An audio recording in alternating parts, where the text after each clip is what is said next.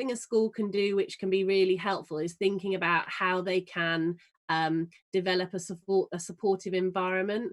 And one of the first things that we usually advise in terms of a crisis response would be around a policy, so that the whole school has an ethos of how can we cope with loss and bereavement, and what's our school ethos going to be around this, so that it's a sort of underlying supportive network about what children can expect and what teachers can expect um, when they're asked to do these things with individuals.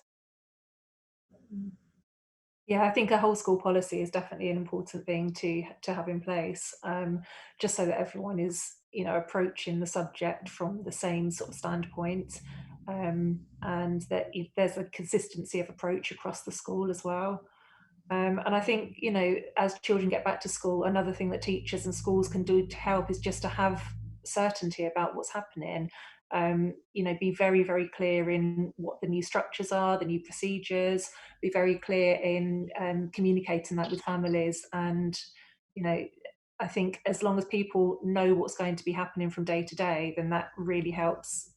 That's taken away a level of anxiety for some, hasn't it? Yeah, Um, that's it. It's the not knowing, isn't it? And being, even though we can't know everything, we can make sure that we are confident with the things that we do know, and being clear about communicating those to children. And that when children are anxious, they might not be able to use their ears as well. So, we may need to use visual representations of the structure and routine as well, not just for the children with sort of special educational needs, but for everyone, so that when children are distracted, which they undoubtedly will be, with other worries of anxiety about, should I be wearing a mask, that person's in my space, do I need to sit next to this person, or I want to sit next to this person.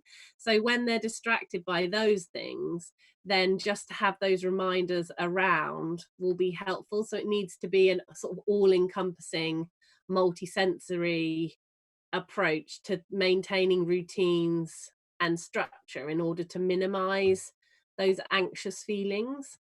and there are going to be quite sudden changes, I would expect, with maybe local areas locking down or schools with sudden cases that have to close the whole school. So there's going to be uncertainty for a long time to come, and it's how schools, deal with those things as well. So as soon as they know, that needs to be communicated to families as well.